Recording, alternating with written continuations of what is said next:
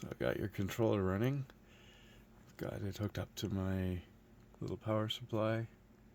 It has a BEC, so the power supply is going to be set to about 18 volts BEC. I'll put 6 volts to the servo tester. There's a controller, there's the lights. The controller fits between the receiver and the speed control. Here, turn it on. You're going to see a bunch of flashing and it'll settle down.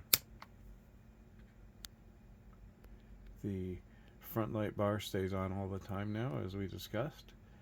So right now it's determined where the brake light position is, because it's set up for a instant reverse type speed control. So if I turn this, it'll go either forward or reverse. I can't remember. Okay, that's reverse, so you see the reverse lights come on. And then back to the brakes, and this would be going forward. So we just got the tail lights running.